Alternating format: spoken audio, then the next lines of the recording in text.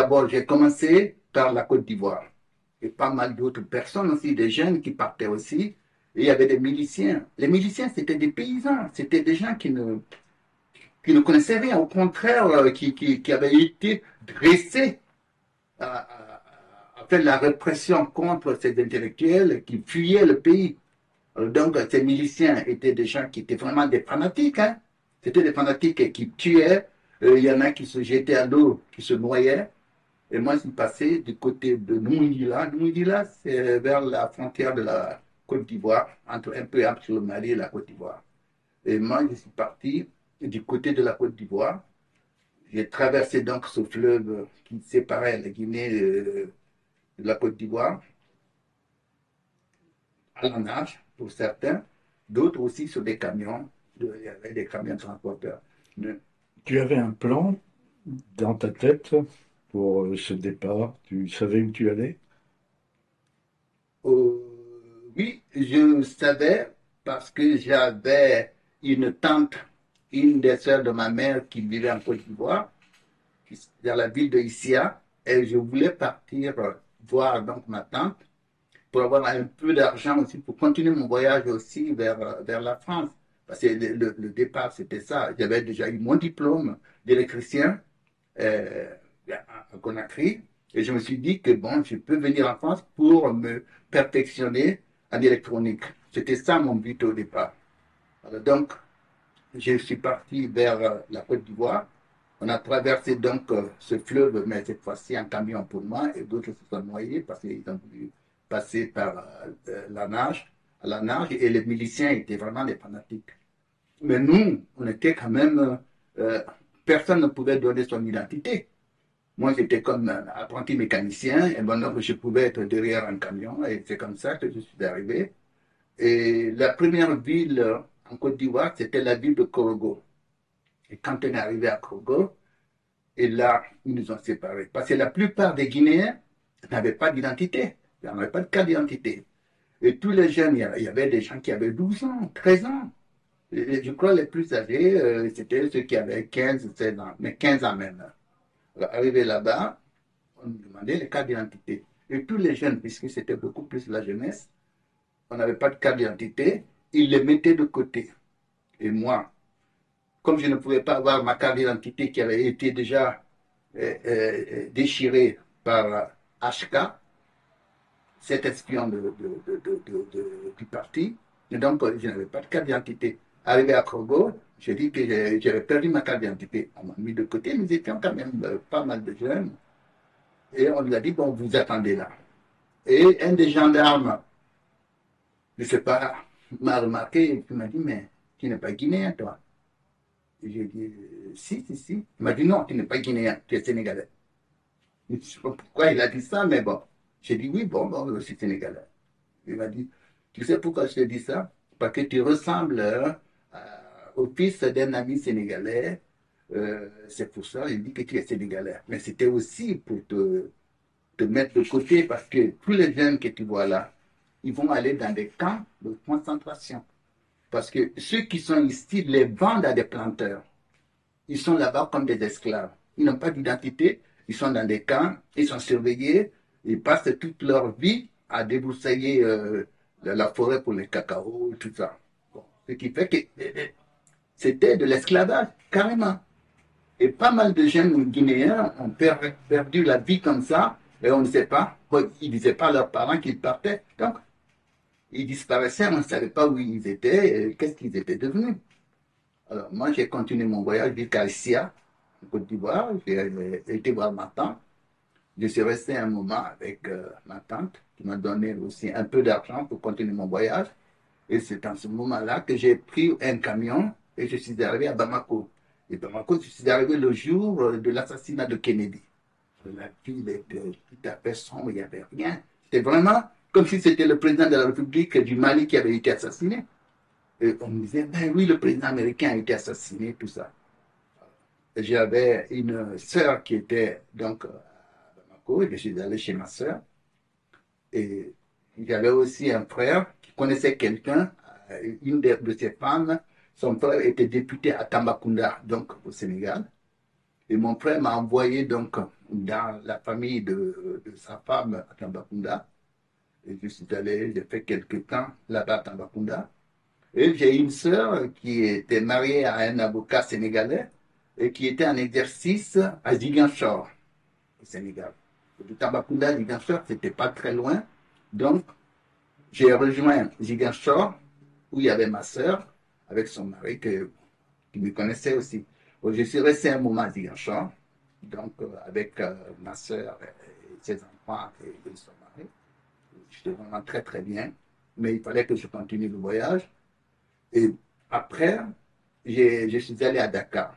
À Dakar, j'avais mon oncle aussi, parce que c'est l'Afrique, hein, mon oncle qui ne se sentait pas lui avec Sékou Touré, qui était commissaire de police, avait quitté la Guinée parce que sa vie était menacée. Il avait immigré complètement avec toute sa famille à Dakar. Donc, j'ai rejoint la famille de mon oncle à Dakar. J'y resté un moment. Et comme j'avais pas d'argent, plus de papier, il fallait quand même que je me débrouille pour pouvoir continuer mon voyage. Et je suis resté un moment à Dakar. Et ma mère, ma sœur est venue me rejoindre après avec son mari, qui a été affecté à Dakar. Et je suis resté dans la famille de mon frère. Et lui m'a donné un peu d'argent. À l'époque, mon beau-frère m'a donné 35 000 CFA. 35 000 CFA, aujourd'hui, ça pouvait faire l'équivalent de 100 euros, quoi, et même encore un peu moins. Et c'est à partir de ce moment que j'ai décidé de continuer le voyage.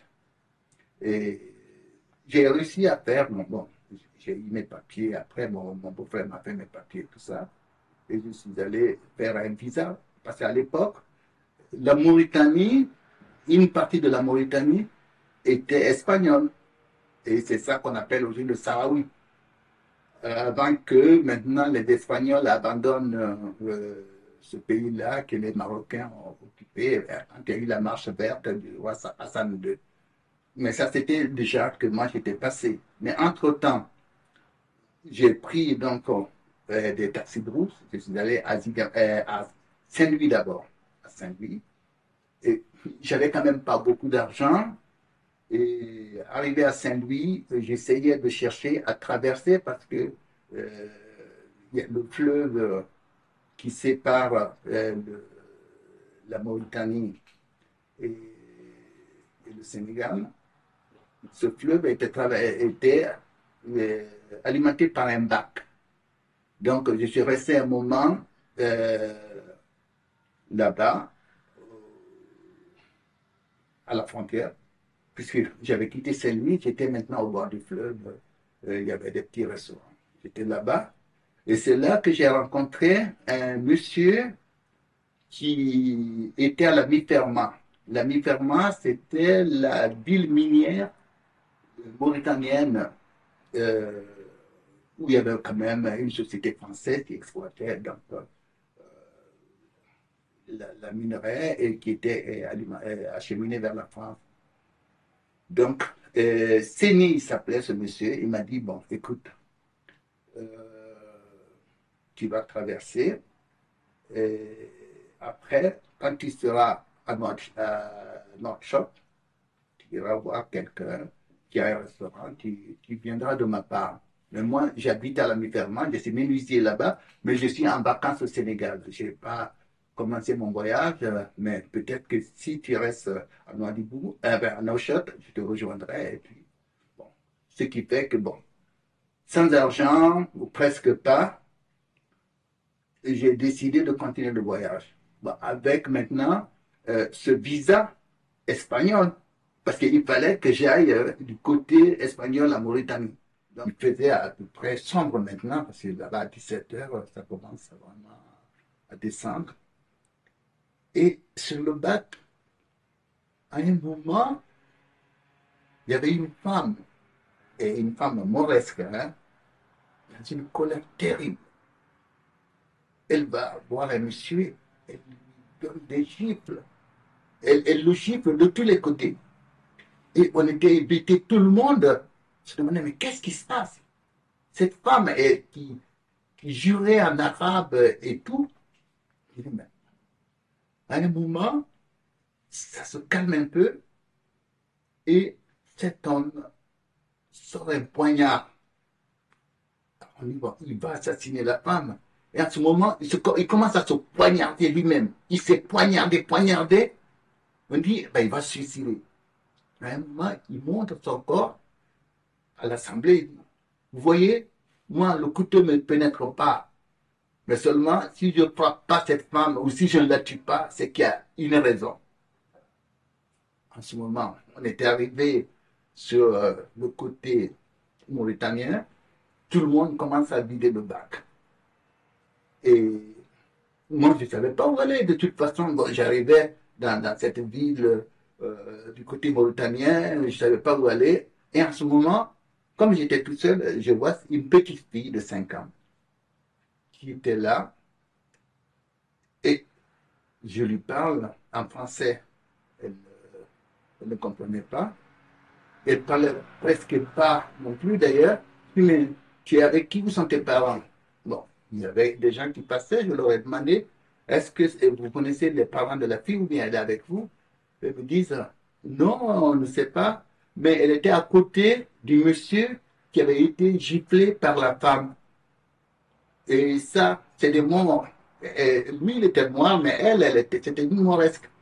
Je dis, bon, ça doit être certainement ses parents. Mais ils sont de l'autre côté de la ville, dans un campement de Touareg. Je dis, mais c'est où le campement? Ils ont dit, ah, il faut traverser la ville, il faut aller très loin pour retrouver leur campement. J'ai pris la petite fille par la main. Nous avons traversé donc la ville et on est arrivé au campement. Et, et arrivé au campement, je vois toute une foule de Touaregs qui venaient vers moi. Et en ce moment-là, on me congratulait, on me remerciait. Mais, et après, on me dit que la petite fille-là était la fille de la femme qui avait giflé l'homme. Évidemment, et j'étais remercié parce que j'avais amené la fille, parce qu'il pensait qu'elle était tombée à l'eau, qu'elle s'était noyée.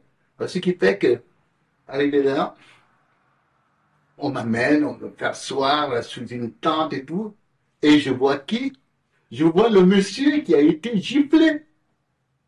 Qui a été giflé. J'ai dit, mais, monsieur, il dit, oui, oui, tu sais, la femme qui m'a giflé, c'est ma femme. Et la petite fille est ma fille. Ah. Il me dit, tu sais, tu viens d'où? Je dis, je viens de la Guinée. Il dit, moi aussi, je viens de la Guinée. Je dis, ah bon? Je suis de Kouroussa, mais je suis parti il y a très très longtemps. Et je vis maintenant ici en Mauritanie et j'ai épousé cette femme mauresque.